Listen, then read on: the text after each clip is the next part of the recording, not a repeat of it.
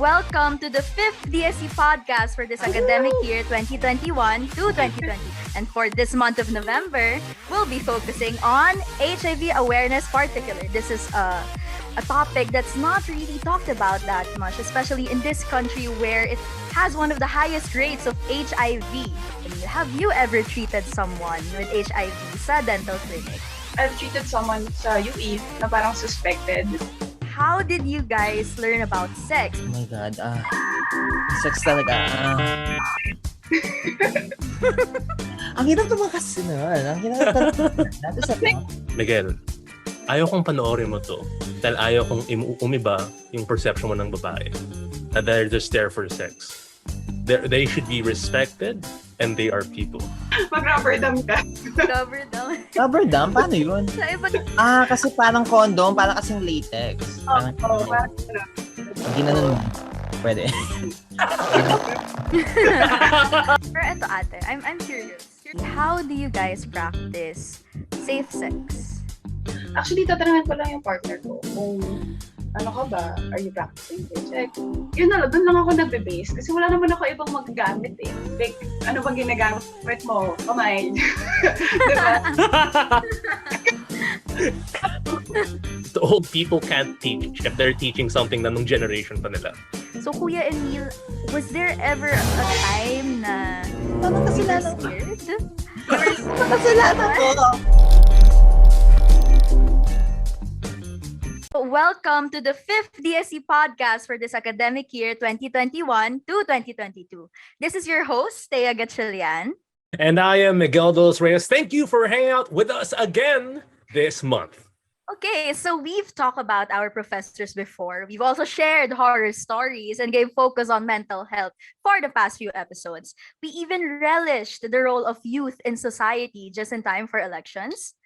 It has been a busy semester for all of us, and we are halfway there. And by the way, if you missed out on any of the aforementioned podcasts, you can watch it on the official DSC Facebook page, and it's all there for your viewing pleasure. Yes, so here at the DSC Podcast, our episodes go hand in hand with awareness. And for this month of November, we'll be focusing on HIV awareness particularly. And our guests for today are alumni from UE College of Dentistry. We have Emilio Ver Bocatiya, a member of the Rotaract and a graduate from UE Dentistry. We also have Nadine Belo, who is a graduate from UE Dentistry. Welcome to the DSC Podcast, and thank you for being with us here today. Yes, welcome. Hi. Good evening, viewers. My God, thank you. Thank you for having us.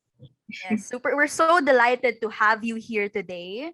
And I hope na excited rin kayo for our topic kasi we will not just be talking about HIV awareness, but other things as well, right, Miguel? We'll be talking more on, of course, HIV awareness since we are celebrating HIV Awareness Month. It is super important to demystify and find out what is HIV so our viewers could know better in the future. Okay, so to start off this podcast, we will first be talking about HIV. Like what Miguel said, this is a topic that's not really talked about that much, especially in this country where it's actually has one of the highest rates of HIV in Southeast Asia. So, grabe. Hindi siya napag-uusapan, pero it's something na the Philippines is actually namomblema about kasi super bilis ng pag-transfer ng HIV here. And, of course, kulang sa education. Wait. So, start off this podcast. What do you know about sexually transmitted diseases like HIV? Let's start with Kuya Emil. Okay, HIV. Well, as part of the LGBT community, syempre, it's sabi nyo nga, it's all prevalent, tumataas yung cases. It's all because of, again, the lack of information. Usually, hindi alam ng mga not only the LGBT community but all of the sectors of our society, and also yung stigma, diba? Laging mayroong stigma within our society na kapag may HIV ka, laging let's say kinakahiya, parang pag if you're diagnosed with HIV, lagi sinasabi ng mga tao, wag lalapitan, ganyan, nakakahawa, and such. So I think the biggest misconception about HIV right now is being uninformed about the virus. Yeah. How about you, Ate Nads, Ate Belo? Ay, ako sa HIV naman, what do I know about it? Diba, we all know that you can get it from having sex with someone, ganyan. And we can also get it from infected blood. Like, kunyari, kagaya sa profession natin, very prone din tayo dyan. Kunyari, na needle stick injury ka, or accident ka, diba? So, kailangan very careful ka din doon. You can also get it doing oral sex or whatever, kung anal sex or vaginal or whatever. So, dapat, you should always get tested. Lalo na tayo sa mga teens ngayon, di ba? Very sexually active, and we should all be very educated about it. And dapat we should practice safe sex talaga. True. I mean, HIV nowadays, I think the main reason why it's so feared, kasi parati mo nakakita, or parati mo narinig sa, let's say, relatives mo, ang HIV parang tinitreat siya as if parang death sentence. Parang pag may HIV, hala, lumayo ka dyan kasi may HIV, or let's say namatay isang, let's say, LGBT member. Sabihin nila, ay, namatay siya dahil sa HIV, which often the case, sometimes may be true, pero that's not the main reason, and let's not make HIV super scary and big. There's a lot of information about it. And may nabasa akong news article, if I'm not mistaken, some scientists, I forgot where, but they managed to create a vaccine wherein it kills HIV cells in monkeys, which is a great push by science to It's a great eliminate. start. Yeah, exactly. It's a for great start. HIV. Oo. Mhm. And isa pa, they're also developing, I think they're also developing yung pills for HIV. Really? Pills? Parang, Tama. ang cool naman kung parang available siya sa all pharmacies in the world. Para I think na mas ma-open yung HIV to countries like, Catholic countries like the Philippines, para lalong ma-demystify and information may flow more freely. Yeah, and synonymous actually yung HIV. Pag iniisip nila may yung isang tao may HIV, is usually they got it from having sex with someone, right? Pero ito question ko sa inyo, Ate Belo and Kuya Emil. Have you ever treated someone with HIV sa dental clinic?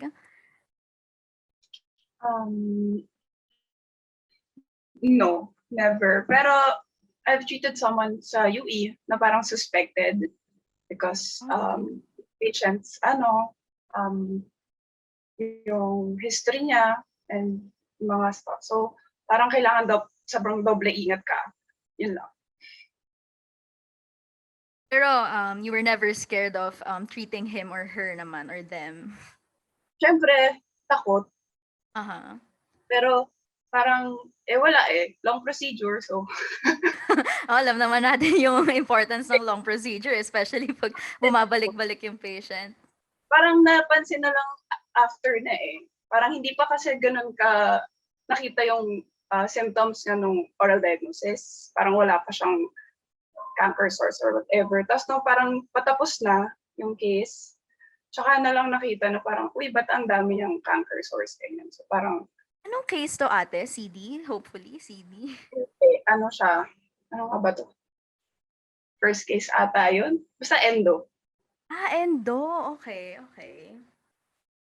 Buti na lang may rubber dam. May rubber, oo nga, no? Lalo na ngayon, even with COVID, di ba? Suggested ng PDA, ganyan, na mag-rubber dam para malesen yung saliva transfer ng patient. So, actually, namin yun, isa sa thesis namin was about HIV awareness of dentists in Quezon City Dental Chapter.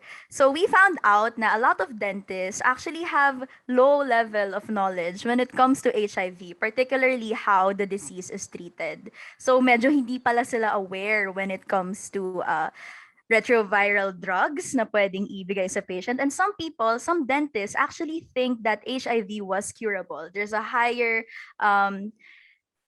answers na sabi nila na yes, it's true, HIV is curable, pero so far, it is not. So nakakagulat lang kasi they are medical professionals already. They're treating patients already. And hindi nila alam yung part na yon. So we wanted to really impart this knowledge to everyone and be able to talk about it now habang students pa tayo. Kasi HIV, hindi naman talaga siya na-cure, diba? It can only be like controlled, ganyan. Kailangan lang meron kang pills na iinumin regularly hanggang dumating na sa time na yung virus mo is, mababa na yung viral load mo. Hanggang undetectable na siya. Pero nandun pa rin.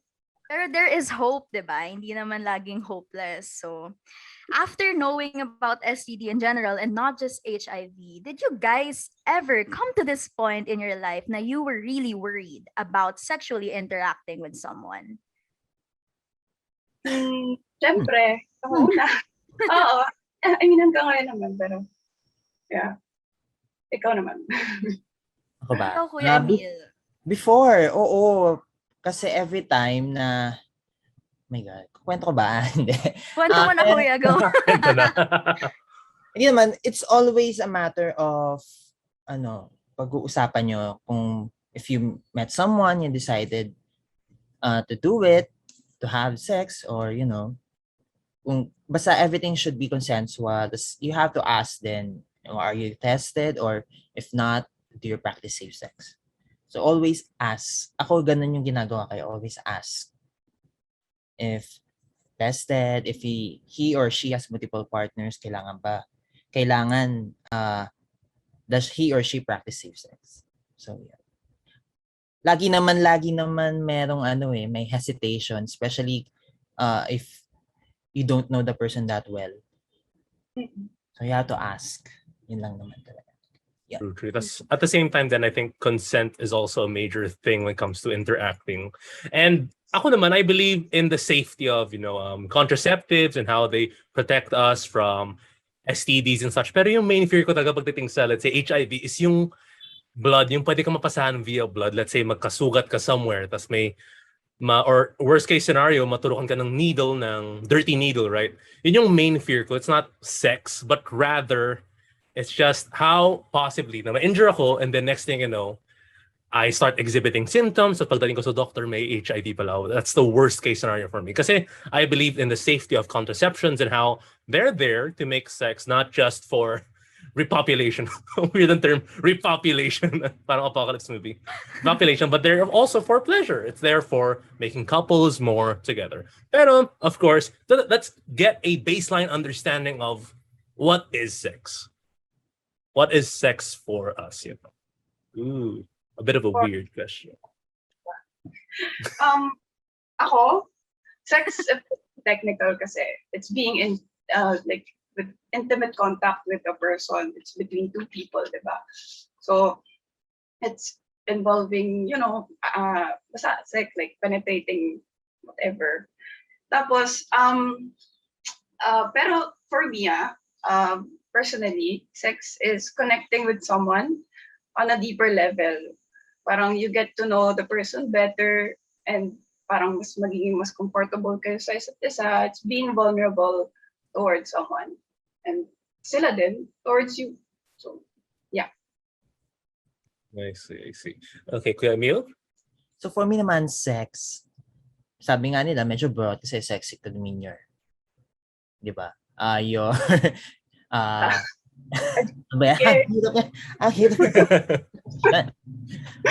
pwede pala to kasi R18 pala to. So, R18. For me kasi sex is an act of desire. So for me, definition ko lang naman yan. Ako lang nag-define nun. So if I desire someone, so usually naman, well, ako uli, mapupunta doon sa sex. And then, it's more of being together intimately, or we could say erotically, diba? Dami ng adjectives yan. So yun, it's being intimate with someone, sharing a connection. Parang kay Belo. Yun lang yung parang professional way to define sex. Aside from yung biological meaning of it. Biological meaning. I mean, I think sex is... Ang daming meaning eh. Fun. For me, ako pala. I think naman sex is important for any functioning relationship kasi aside from, trusting one another, loving the person, right? Loving their whole self, diba? Going beyond the boundaries yung mga things. I think important din yung necessarily yung yearning for one another to be intimate, diba? Kasi from what I see, the best relationships have that perfect mix of yung they just work together flawlessly at the same time, yung intimacy between them and how they can control it and knowing one another. Kasi I think sex is one of the things na paano masabi mo to? Parang it's so unexplored, especially in the Philippines, and how it is more than just making children, no? Kasi parating stigma is, pag nag-sex kayo, bad yan. Kasi pag nabuntis yan, paano mo supportan? Burden yan sa magulang mo. Parating yun yung main stigmas to sex, which is so annoying. Dahil we live in the 20th century. Sex is more than that nowadays. We should throw that stigma out of the trash can. Or in the trash can, rather. Parang nagiging prerequisite yung marriage, no? Yeah, prerequisite. When in reality, sex is more than just something tied to marriage. It's now something you do with someone you love. Yeah, and for pleasure rin. Right. Exactly. Tama naman. Tama naman. Diba? Kaya nga, people shouldn't be scared of exploring this side of themselves kasi it's more than just reproduction. It's more than just something na you have to wait for. Again, yung views ko lang it's something na hindi ko kailangan antayin for marriage. Oh my God. Oh, I just said that out loud. Natanong ng mom ko hindi ko inaamin. Pero, ayan, pag napanood niya to, apparently, yeah, that's how I view it. Pero, it's my choice, it's my decision. Times have changed ngayon, hindi na katulad dati. So, one thing naman na I'm curious about, how did you guys learn about sex? Like, anong age nyo nung nalaman nyo tong mga bagay na ganito? Kuya Emil. Oh my God. Yung sex talaga. Ang hirap naman kasi nun. Ang hirap talaga. Dati sa top. I learned. Ang hirap ng learn. Kasi kahit naman, hindi naman, siguro, I knew, siguro mga around, mga teens, mga 12, 13, 14, so, high school na yon. And then, syempre, diba, peer pressure, ganyan, and all of that. So, yun, when, ano ba, yung act talaga, or yung information na? Yung information muna. Sige, kuya. Ay, information muna. Siyempre, yan, yung teenager tayo, mga 12, 13, 14, 15, when you're high school, siyempre, if you're with your friends, your high school friends, and pinag-uusapan nyo, siyempre, lahat tayo, di ba, at that age, curious talaga. Curious about sex, about having a boyfriend, having a girlfriend, ganyan. So, yun. Yun lang. Tsaka yung syempre, yung mga time ko nung wala pa masyadong internet na, so more on videos. More on DVD. Alam ko practicals na kuya More on videos pa lang naman tayo. Kasi nung high school, medyo good girl tayo dyan. Pala-aral tayo nung high school. Ganyan. So, yun. What about you, Ate Belo? Medyo mas maaga ko siyang nalaman. Dapat pala nauna ako kay Emilio. Joke. Nalaman ko lang siya kasi sa klase ko, nung grade 3 ako. Kasi yung kaklase ko kasi bastos yun eh. Nagdala siya ng magazine. Tapos sabi niya, ganun daw gumawa ng babies. Parang ko, talaga, ganun pala yun.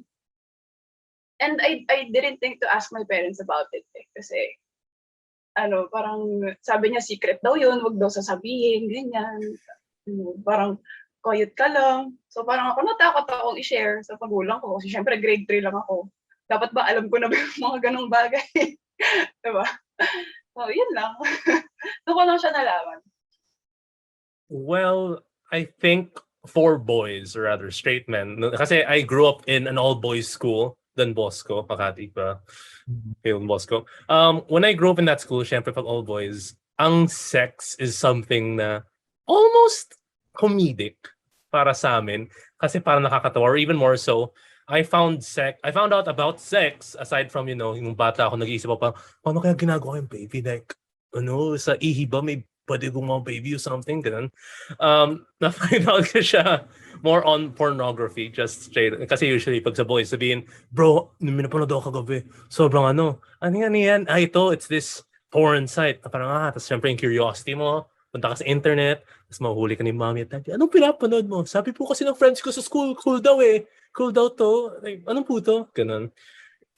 Kasi pagdating sa men, may parang stigma na or early age rather, sex is fun. Parang fun na in the sense na comedic almost. Tapos, it's something na cool ka pag pinapanood mo kasi pinapanood ko to, pre, grabe, sexy, ganun, which is not true.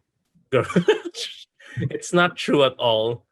Tapos, naisip ko pa talaga dati parang, ano ba talaga to? Kasi all I can see is just flesh on flesh colliding. Tapos hindi ko naintindihan kasi what's this? Is this something you do regularly? Is this something you do publicly? Is this something you do intimately?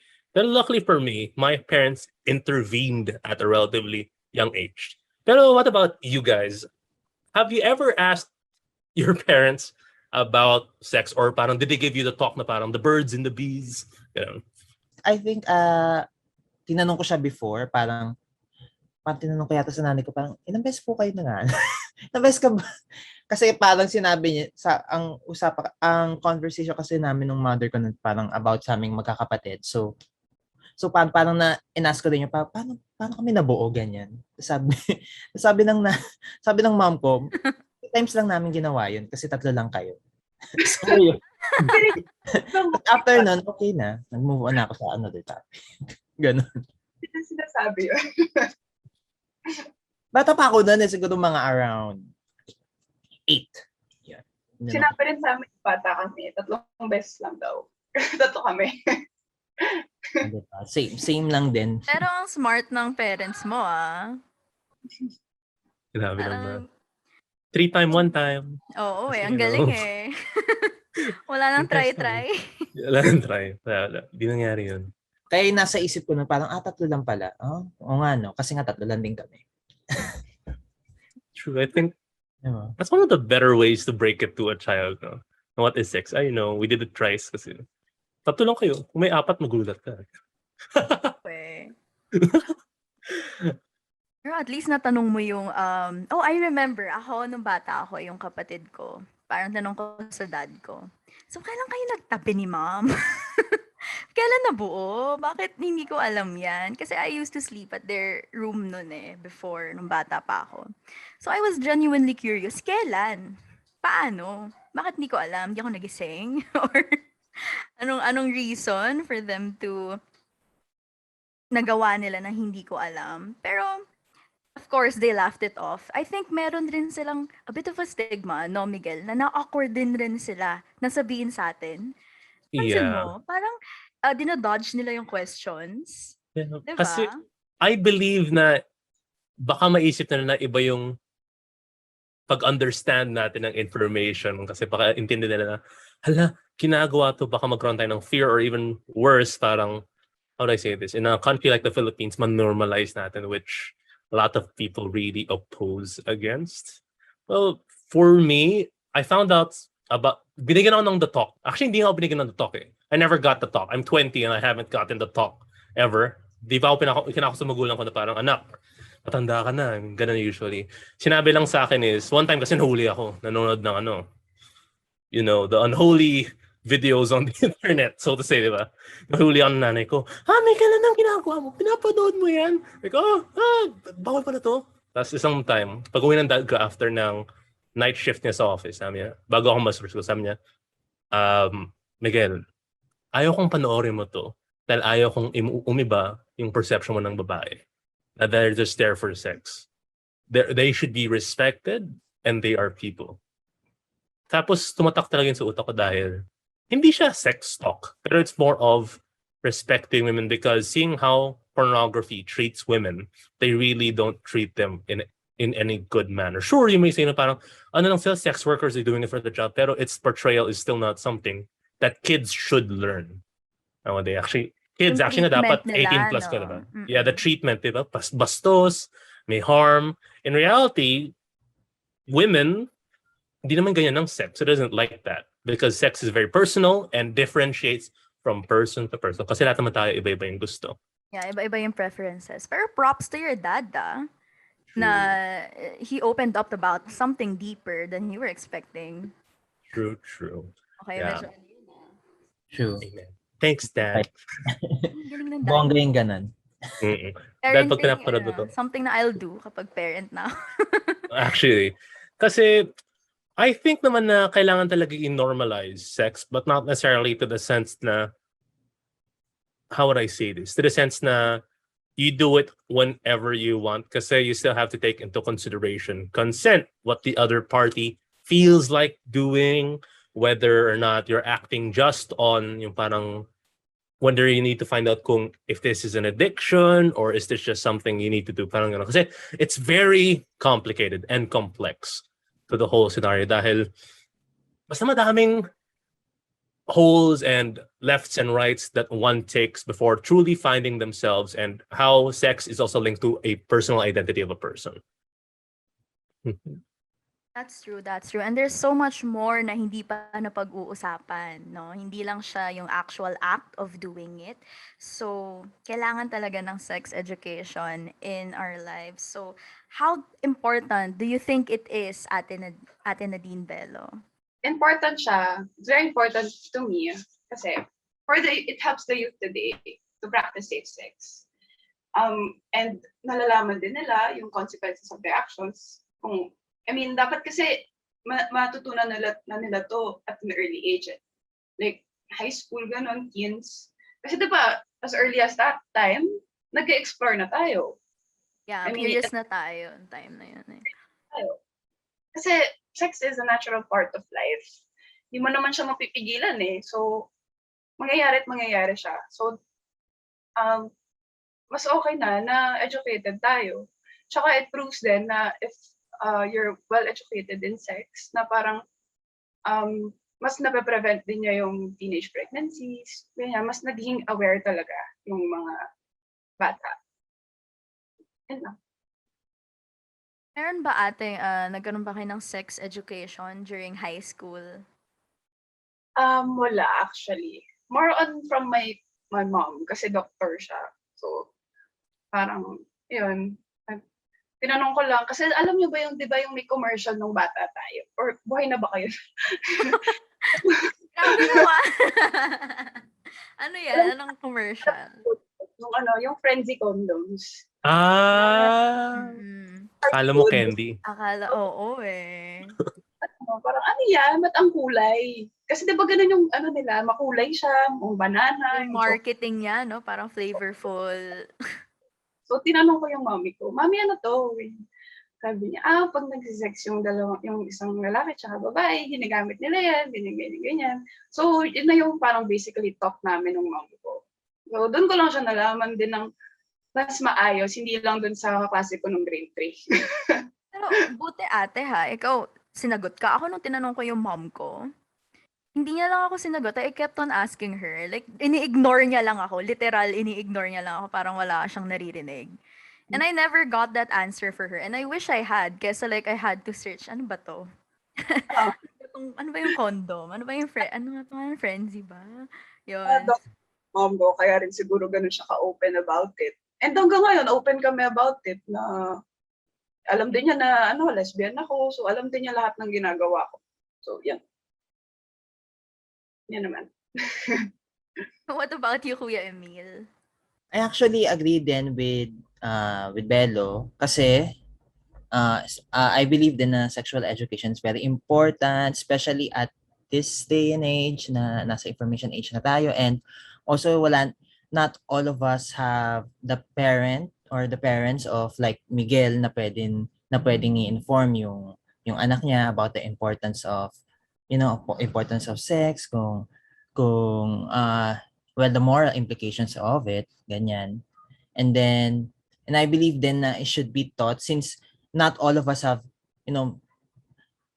even may mga bata din na walang parents, ganyan. So, I believe na it should be taught in school. Kasi sa amin, before, I remember grade 3 yata, meron na. Pero ano pa lang yun, hindi naman yung full-on sex education. It's more of yung parang, yung body systems muna, anatomy, ganyan. Then, nagpo-progress papunta doon. And then, yung high school, I remember meron. Meron ba? Meron. Meron naman. Tungkol lang Pero na more, lahat. oo. Pero more on peers din talaga eh. Kasi, alam mo na, if especially nung time namin, if you're in high school, then uso yung mga boyfriend, girlfriend, ganyan. So, eventually, lagi, di ba, lagi may mga chismis, oh, si ganito, ganyan, oh, si ganito, buntis, ganon. Di ba, uso din yan before, uso pa rin yan, wala pang Facebook noon, pero uso na yun, yung mga biglang buntis, ganyan. Oo, hanggang Hanggang ngayon naman, di ba, pag may nabubuntis, ganyan, sila pala. Lalo na ngayong pandemic, no? Ang dami. Oo. Ano mga babies? Mga pandemic babies.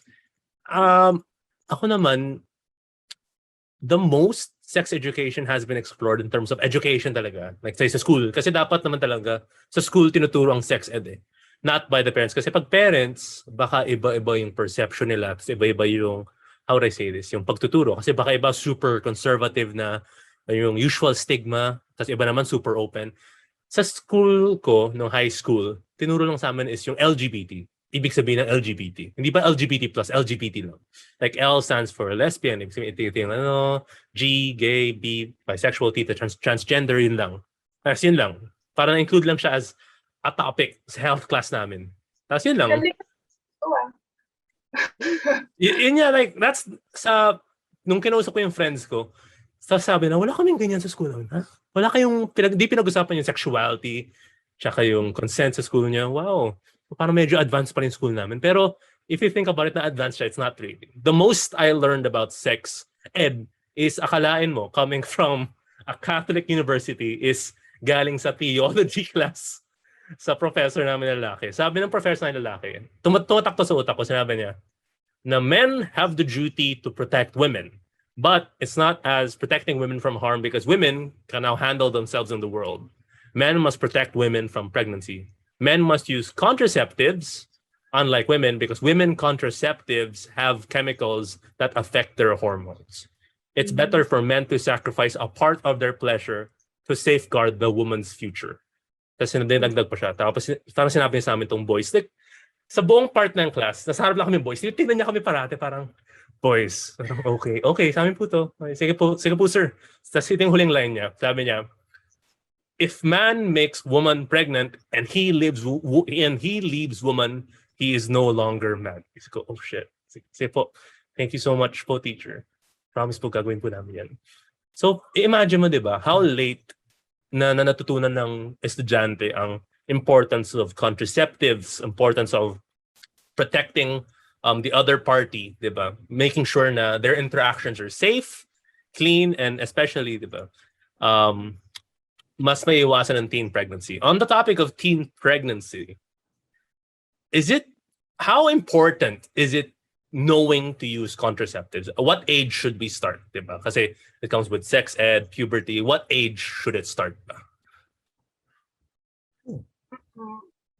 Depende. Actually, feeling ko at teens talaga. Kasi di ba nga, sabi ko kanina, di ba doon tayo nag-explore? So, teens talaga, dapat alam din natin yung male contraceptives and female contraceptives. So, dapat alam natin both options. And if dumating man sa time na magiging active na kayo, dapat pag-usapan yan with your partner kung ano yung gagawin nyo para sa ikabubuti ng relationship nyo or sa health ng partner nyo or kayo. Yeah, I think that it should be taught as soon as teens, or rather, children start reaching adolescence, tas puberty, kasi that's when the questions pop up, diba? Dati nga naniwala ako na, may natutunan ako sa video na, ang men, pag tumama sila ng adolescence or puberty, they leak parang a secretion out of their armpits. Naisip ko, inaabangan ko tag-isang araw, anong nag-leak sa armpits? Tapos may video pa na pinapakita, parang sticky pa siya. Tapos dumadaan sa buhok pa sa, parang isip ko, what the, saan nagagaling? Hindi na inabangan ko pa isang araw hanggang mag-18 ako, parang, saan na yun? Ito na ba yun? Ganito ba? Ito ba yung sasabi lang Japar na Oh inaasar sa my ng kaklase ko? God. Ganito ba to? Pero never ko na, kayo, na-experience mo yung parang, ang weird tanongin, yung parang secretion na yun. Kasi, isip ko Uy, talaga. actually ngayon ko lang na-gets. Kasi nung high school ako, lagi ko naririnig yung guys, yung boys. Puro sila Jabar, gumaganon sila. Oh my God, ngayon ko lang naintindihan yung, yung meaning nun ah. Nagtataka ako lagi. Like, ang ingay nila lagi tuwing recess, ganyan. Puro sila, oh, si ano, may Jabar, gaganon. Tapos ako parang, ano yun? What are they talking about? Yun pala yun. Yun yun. Yun, Yun. okay. You've unearthed the greatest secret. I know. Now I know. Okay, okay. What? Hindi ko alam yun.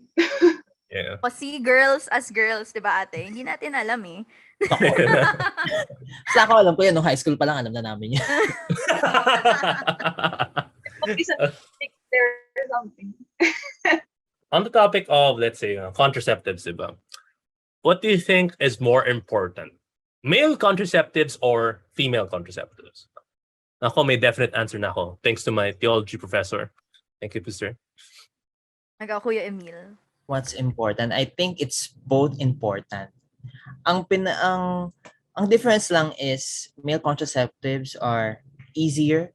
Kumbaga, in the spur of the moment you can. Kasi male condoms, yun, condom lang. And with women contraceptives naman, there's a lot to choose from IUD, from pills, injectables, injectables, pills, IUD, and implants. Meron na din ngayon. So, ang pinakaiba lang is, female contraceptives, you need a healthcare provider to do it for you, especially yung IUD. So, the question is, anong mas importante? I believe both are important for contraception, in a sense, di ba? Pero eto ate, I'm curious. Curious lang ako. As part of the LGBT community, how do you guys practice safe sex? Especially pag female to female. Ako, oh my God, wait lang. Ako kasi, female to female, lalo na sa panahon ngayon, diba, parang G lang, gano'n. Go lang. Hindi, very guilty ako before nung mga kabataan days ko na ano talaga, I mean, very active, ganyan. Tapos, paano ba magpa-practice ng safe sex? Actually, tatanungin ko lang yung partner ko kung ano ka ba? Are you practicing safe sex? Ano ka ba? Ano bang exclusively partners mo? Bae, lalaki, ganyan. So, kung ano, yun na lang, doon lang ako nagbe-base kasi wala naman ako ibang magagamit eh. Diba? Like, ano bang ginagamit mo? Kamay. Diba? Oh my God. Yun lang, maghugas ka, magmumug ka, mag-mouthwash ka. Listerine. Betadine. Tainan mo yung ano. Pero hindi, sabi nila parang ano, may nakita ako before, parang sa Facebook ata, parang dental dam daw. Gagamitin yung rubber dam, gagamitin mo siya. Doon daw. So ayun na nga, dental dam. Yun daw. Pero never ko pa siyang na-try and parang never ko siyang ito-try kasi hindi ko alam. Kung ano. Magkano lang naman sa gilid dati.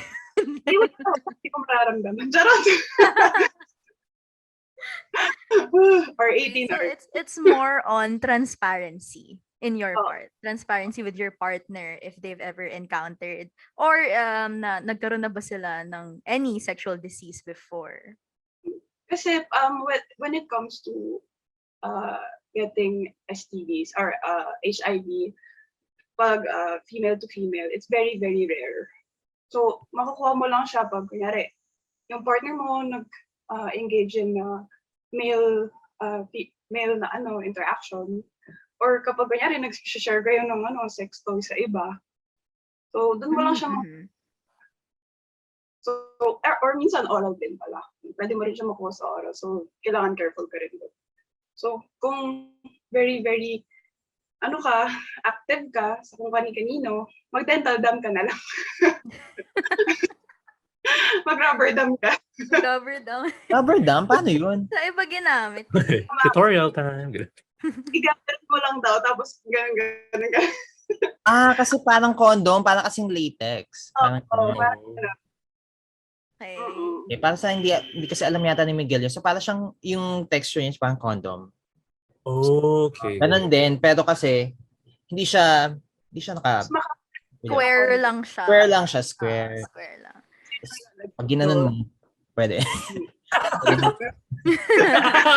Pwede mong ganun. Okay. Pwede ka mag-ocean deep doon. I think naman safe sex naman din is linked to just general hygiene. Aside from, being tested. Kasi you don't want to interact with someone sexually if they don't take care of their body well. Not saying taking where na, eat your vegetables, diba? Kain ka ng protein, beans, ganun. Yung in terms of talagang washing well, scrubbing your private parts, diba? I think that's super important as well. Kasi may mga diseases din na linked to that Like being a decent human being lang yung pag to take care mo ng private parts mo, right? So may sinabi si Ate Belo kanina regarding a low rate of HIV being passed from female to female sex partners. And I have read, and this is backed up with studies, I just don't remember kung sino yung author. Pero isa sa Quezon City particularly, mas high yung rate ng male-to-male na HIV disease spreading as compared to hetero couples and even yung female na homosexuals. So Kuya Emil, was there ever a time na Parang you were kasalanan ko. scared? Kasalanan ko. Hindi naman, Kuya. Pero ayun, hindi ba siya natakot ka before? Well, actually, natakot ako kasi I always read articles, especially yung mga from DOH yata yun. Every month yata before DOH, nag-release sila ng parang HIV chart. Researcher tayo eh. Alam natin yan. Alagang sir, tayo eh. Hello po. Sir, hello. Ayun. Updated ka, Kuya, di ba? Ayun. So, lagi naman sila nagre-release noon. Tapos, makikita mo talaga yung sa data na laging male to male, mataas talaga. Presumably, because of the multiple sex partners and also siguro kapag nakikipag-sex sila, usually not usually, pero mostly na lang yung term. Parang mostly undiagnosed. So, di nila alam na papasa na pala nila yung disease. Or, may iba naman na alam nilang meron sila and then they just engage to unprotected sex because they want to, and then yung parang yung mga victim is unaware. So yun yung mahirap. So for me, well, kasi ako talaga kasi busy tayo sa dentist. So nung mga time before, mga estudyante pa ako, nasa UE pa ako, I'm more of friends, yan kami nila Bella. Lagi lang kami nag-hangout, lumalabas, and then doing clinics sa school. As much as as it sounds, parang yun nga, based dun sa mga data from DOH na laging makikita mo na laging male to male, yung laging mataas yung rate ng transmission ng HIV. It's because usually nga if it's always undiagnosed yung patient, undiagnosed yung individual.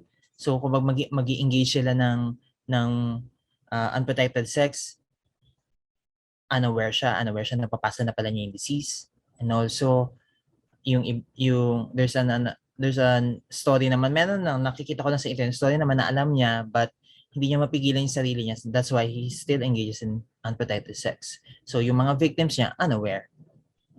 So yun. For me naman kasi nasa school lang din ako. Yung mga time na nasa UE ako, lagi lang ako nag-work, nagki-clinic, and then me and Belo usually hang out lang.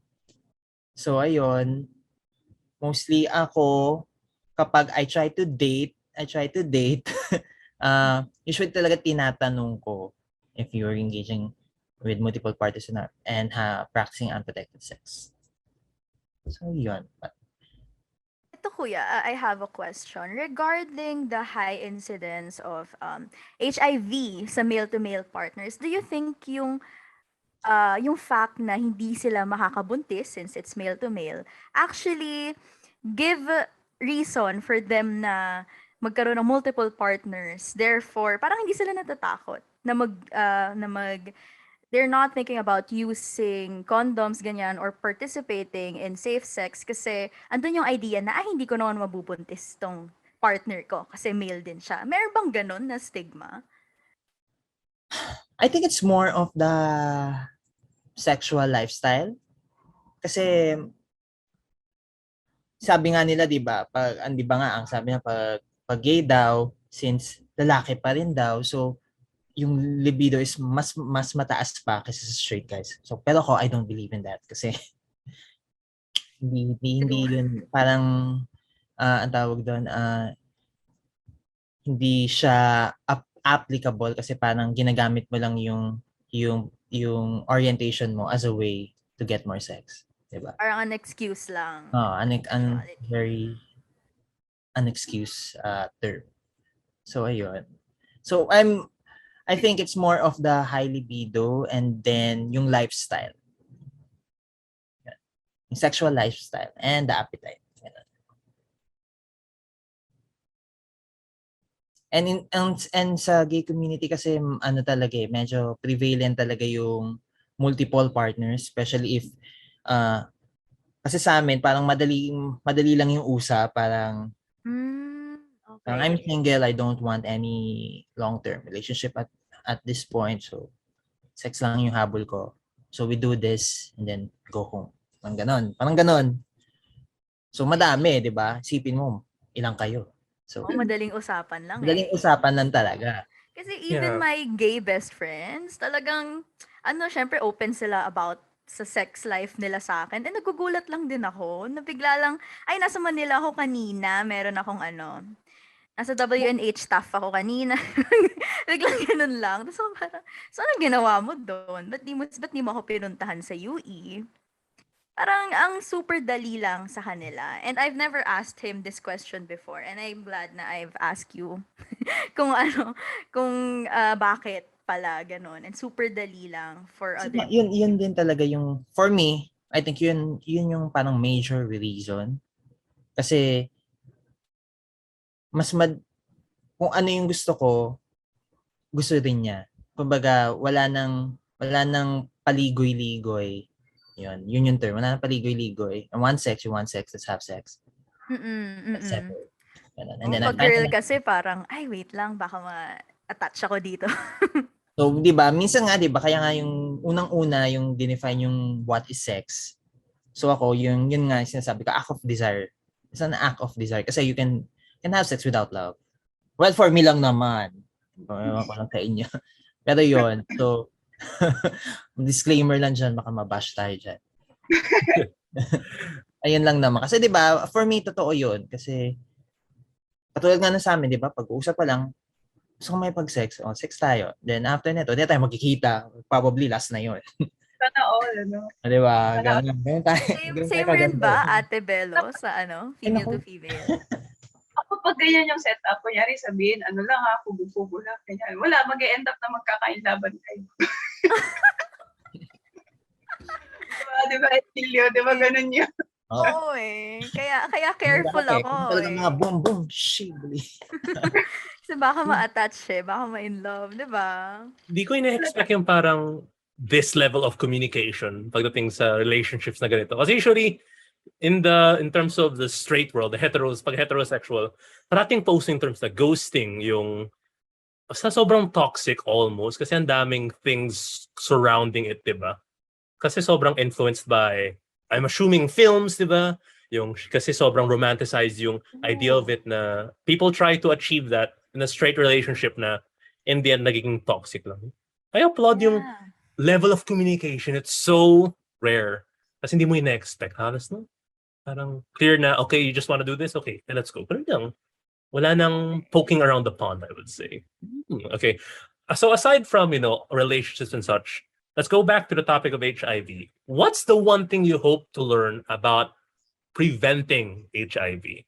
Since it is such a mystified thing, what's the one thing you guys hope to learn more about or hope to learn about preventing HIV? Ikaw.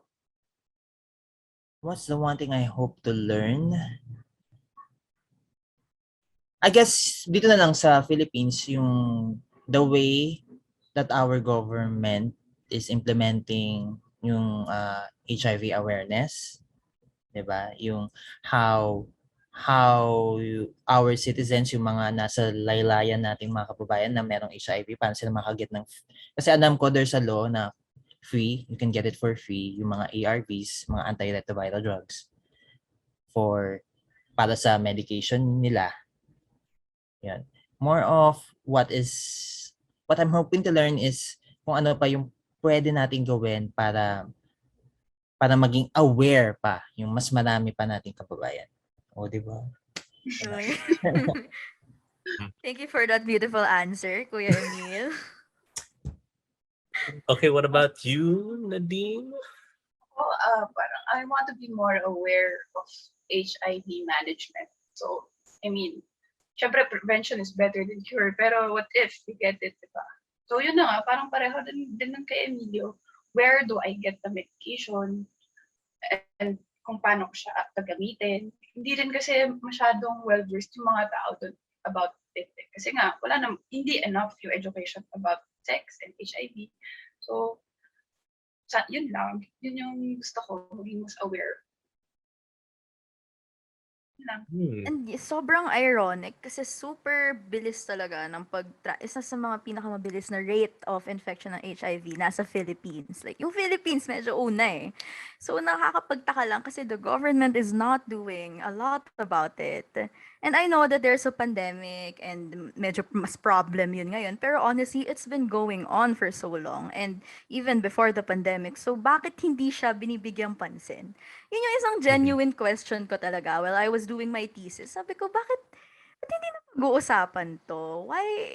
Sobrang nakakapagtaka lang. Is it because na Catholic country to and they're still in denial about the fact na nagsisex na talaga before marriage yung mga tao here? Like, the RH bill was barely passed, di ba? Parang ang dami pang nagkaroon na, right, Miguel, no? Ang dami pang issues before siya na-pass.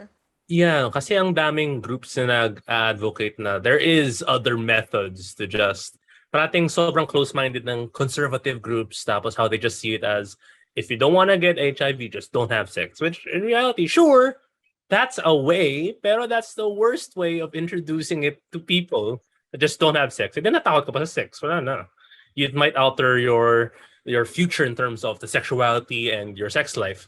There's so much other ways that I hope yung government mag-reach out sa ibang advocate groups, yung mga open na groups talaga that give talks about HIV, what are the ways to prevent it, yung alternatives and such, diba? Kasi I think the government needs help because we can't teach, the old people can't teach if they're teaching something na nung generation pa nila. There's what, 2 other generations na tapos parang hyper generation pa tayo dahil there's so much information from social media and we know way more than what adults think these days. That's true. So I hope that the government someday, soon, hopefully, even with the pandemic going on, madami naman silang pera, to be honest. Madami naman silang pera. Maybe we can give light to HIV pa and sex education in general in the Philippines dahil sobrang overpopulated na rin ang Philippines. Isa pa yun. So True. we should really, really talk about it. So, okay, let's start with Ate Nadine. Ano bang advice mo? Sa dami natin na pag-usapan today. We talked from HIV to sex education, as well as sexual orientation and yung mga other things regarding this whole plethora of information that the young adults need today. So, anong advice mo sa kanila? My advice is find someone na you connect with and just have fun with sex. Mag-enjoy lang kayo. Pero I mean, like, Hindi yung ganong enjoy. Safe and joy. Safe Safe enjoy. and enjoy. And kung marami man kayong sexual partners, get tested.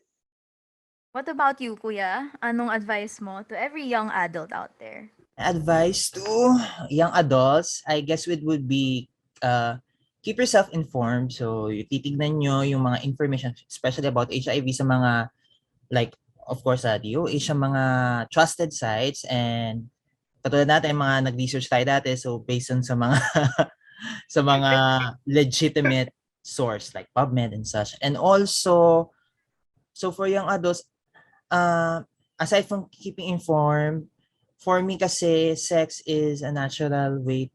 It's a natural way because we're natural way. It's human nature pala. Human nature. Human nature. And then for me, if you believe in premarital sex, if you don't believe in premarital sex, it's okay. It doesn't define you as a person. I think it shouldn't be your sexual history or your sexual parang yung sexual life mo is not the basis or not the judgment of being good or being bad. So parang sinasabi lang is gaano man ka-extensive yung sex history mo, or if you're engaging in multiple partners, if you're only being with one person, ganyan, you shouldn't be judged for that because hindi yun yung parang implication on how to be a good person. You know. Hindi doon yung basis ng worth mo, no? Wise words. Diba? Wise. Sexually active or not, ano yan, okay lang. For me, sexually active ka or not, if you don't believe in sex before marriage, if you believe in sex before marriage, it's okay. Ang problema doon, support natin yan. Yung lalo yung mga naniniwalang sex is should be after marriage, or sex should, or for women na kung i-offer mo yung virginity mo for one guy, it's okay. Yun lang. Okay lang yun. Walang problema doon. It doesn't also mean na kapag na inaantay mo na yung virginity mo for that person, ibig sabihin mo mabait ka na, you're a good person. Hindi rin. 'Di ba? So what I'm saying is you have to, keep believing in yourself, keep informed. Ganun. Dami na sinasabi, no? Protect yourself, di ba? Yun lang talaga. I think yung generation talaga ngayon and before, it's not, hindi sila masyadong informed sa mga nangyayari. And also about sa society natin, sex always considered taboo, lalo na kapag sa LGBT na ang usapan, yan talaga, 'di ba? Yung iba ayaw. Kaya siguro mataas ang cases because yun pa din. Because most of the people, lalo na yung mga nasa class class C, D, and E, hindi sila well-informed. Although sila ang nagme-make up ng majority of the population. So what should we do? May data na. So I think the government should do something about it. None. Super wise words coming from Emil. Thank you so much for that advice. I'm pretty sure that young adults out there who are listening to the podcast will definitely use that to its maximum efficiency. So, any final words from our guests, or possibly kung gusto niyo mag-shoutout, pwede naman din. Plug socials. Shoutout na lang kay Hi. Cute. Gusto ko lang i-promote din guys yung Click Studio. Doon maganda kasi yung service nila. Doon ako nagpa-picture last time and yung friend ko doon siya nag-work. So doon kayo magpa-picture ng grad pic nyo and maganda yung pictures nila. Kung ayaw nyo maniwala, tingnan nyo yung picture ko. Charot. Shoutout din pala to my friend Krisha K. Courtney Abdua. Hello. She is watching. Yan. Yeah. Love you. Yan, siya nagpa-graduate din sa amin eh. Tsaka sa mga prof namin sa UE before. Sana safe kayo. Gusto nyo na ba ang UE? Hindi. Nung kinuha ko yung locker ko, yung gamit ko sa locker, dahil mumu. Oo nga, apparently madami palang multo sa UE, lalo na sa CR. yung vibe, yung namimiss ko sa UE. Pero yung mga cases, hindi. Nakakamiss yung lounge, no? Yung mga lang, tapos yung sa mga tambayan sa labas, ganyan. And then yung sa mga ano lang din, sa mga random chika, may makikita kang mga ano, Umiiyak. mga umiiyak, ganyan. Umiiyak o kaya yung mga nakikipag-away sa chair, gano'n. mga minsan yung iba, nagdadabog na, ganyan, kapag di nakakuha ng chair. Yun lang yung mga nakakamiss doon. Nakakamiss ano? Ang mga prof din, sana okay lang sila. Sure. Madaming bagong professors actually. May ganun. Dami. Lalo na sa endoperio. Talaga? Dumami na sila. So, Ano pa ba sila Ma'am Gloria? Sino Ma'am Day? yes, andun pa. Shout out sa kanila. Hi Ma'am Day, Ma'am Gloria, Ma'am Nunez, hello po. Thank you Tsaka po sa yung pag-guide mo sa idol meeting. ko, yung Lodi ko, si Sir Valera. What's up? I miss you. Ano siya? Love you, sir. Alam mo yan. Shoutout din sa mga nandyan sa UE. Kapit lang kayo. Ganyan. I've been there. Ang hirap talaga. I know, may hirap clinics. Nakakaiyak talaga yan. And then, sasabi ko lang, just keep holding on. Wow, keep holding on. And yun nga like ko sinasabi is parang you won't survive your dentistry by yourself. So find yung kung sino yung person or friends or yung people na in the university na you can trust. Kasi yun talaga, mahirap talagang mag-isa dyan kasi medyo madugo dyan. Buti na nga, nakaalis na kami. Grabe, hanga ako sa inyong dalawa. Congrats, ate, kuya. Thank you for having us here then. Thank you. Yes, thank you so much for agreeing despite your busy schedule. Diba? Rin-schedule pa natin. Sorry, may work kasi ako eh. Okay lang, kuya. At least thank you pa rin kasi this still happened and you were able to be with us tonight. So, super thank you again for your participation. It was a fruitful and inspiring session that truly isn't like any other. I hope now we can talk about this more, lalo na sa DSC. Kasi, we're really exploring a lot of things here. Right, Miguel? Like, ang dami na nating awareness na dinalagay. And, yeah, thank you. I hope you learned something tonight sa mga viewers natin dyan. And once again, don't forget to like and follow the UE Dentistry Student Council page on Facebook to be updated on the happenings within the dentistry. Yes, so once again, this is your host, Thea Gatchalian. And I am Miguel Bills Reyes. And this has been the DSC Podcast. Thank you so much for watching and see you again next time. Yeah, stay safe, literally, sexually, sa COVID, physically, lahat. Stay safe out there, guys. Bye-bye. Thank you. Thank you so much.